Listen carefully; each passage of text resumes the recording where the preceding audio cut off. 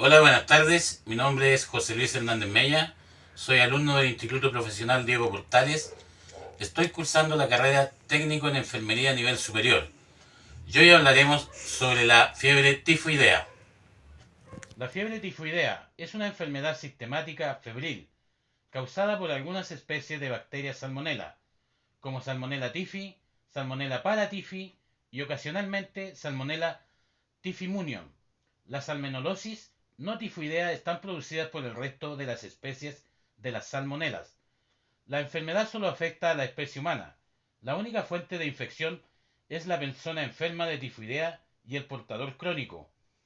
Se transmite por la eliminación de bacilos por las heces o en la orina, produciéndose la transmisión fecal-oral, ya sea mediante el contacto directo con el agua y los alimentos cultivados, o bien a través de las moscas, cucarachas o roedores que transportan la bacteria en sus patas, después de ponerse sobre los excrementos contaminados. En los países subdesarrollados, la transmisión es mayoritariamente por el agua, mientras que en los países desarrollados es de preferencia por la manipulación de los alimentos contaminados. El periodo de incubación es de aproximadamente de 1 a 3 semanas y el de transmisión de hasta 3 meses después de la enfermedad. En ambientes húmedos, la salmonela tífica sobrevive a la congelación y a la pulverización, razón por la cual puede contaminar helados, polvos y alimentos congelados. Los mariscos que se consumen crudos son un mecanismo frecuente de contagio si están en contacto con aguas residuales. Por el contrario, el microorganismo es destruido por el calor. Para hacerlo inactivo, se precisa mantenerlo durante 10 a 20 minutos a una temperatura de 60 grados Celsius.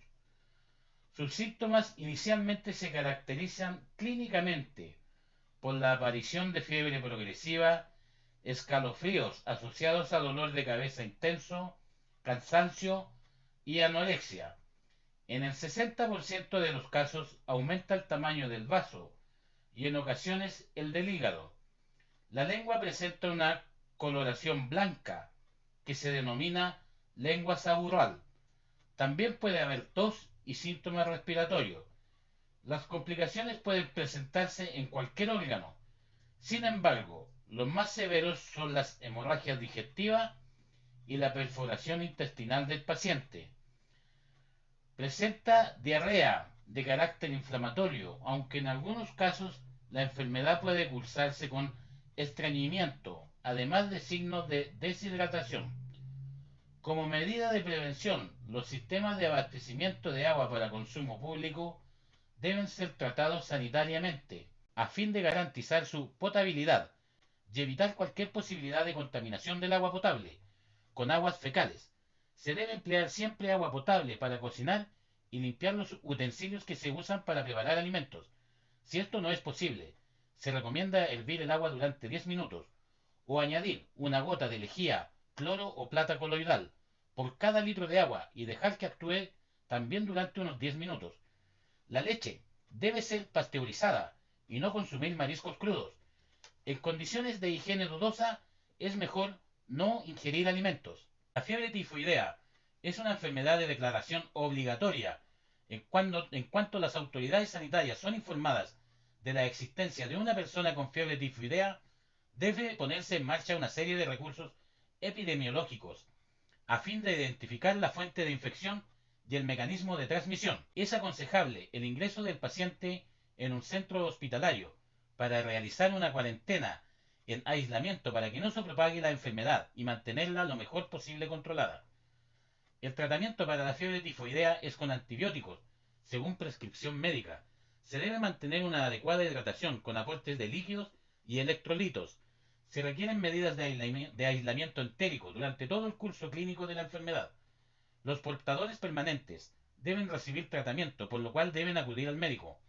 En la actualidad existen dos vacunas de administración, una oral y otra intramuscular, indicada a las personas que viajan a regiones endémicas, en las regiones de alta incidencia, que habitan bajo condiciones sanitarias deficientes. Los refuerzos deben ser administrados cada 5 y 3 años, para las formas orales e intramusculares respectivamente.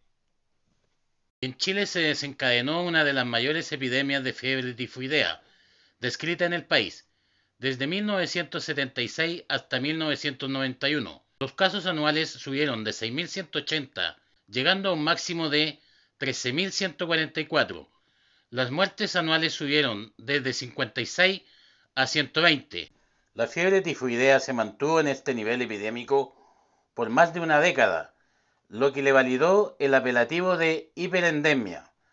La epidemia afectó a toda la población, pero principalmente a las personas de menor ingreso socioeconómico. Se logró controlar la epidemia en nuestro país gracias a las medidas sanitarias, las cuales fueron campañas de educación sanitaria, tratamiento de las aguas servidas y vacunación con antitífica, con eficacia moderada de 60 a 75%. Se logró declinar la pandemia en el año 1991. En la actualidad, Chile se encuentra con una endemia baja para esta enfermedad, con una incidencia del 0,2 casos por cada 100.000 habitantes. Según los últimos estudios por las autoridades sanitarias, la región con menor incidencia es la séptima región, según los datos informados en las estadísticas de enfermedades de notificación obligatoria, muestran una tasa acumulada de 0% para esta región. En conclusión, podemos decir que la fiebre tifoidea es una enfermedad producida por una bacteria salmonela. Solo afecta al ser humano. Se contagia a través del agua o alimentos contaminados con la bacteria. Ataca mayoritariamente a las regiones que se encuentran bajo condiciones sanitarias deficientes.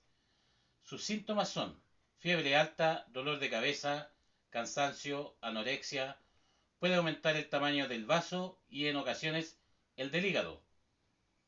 También pueden tener síntomas respiratorios. Las complicaciones más graves son hemorragias digestivas y perforación intestinal. Pueden provocar la muerte. El tratamiento consiste en antibióticos e hidratación. Necesita aislamiento. Medidas de prevención pueden ser consumir agua potable, si no es potable hervirla, no consumir mariscos crudos, lavar las manos antes y después de preparar los alimentos. Con estos simples pasos podemos evitar el contagio. Y recuerda, prevenir es tarea de todos. Gracias.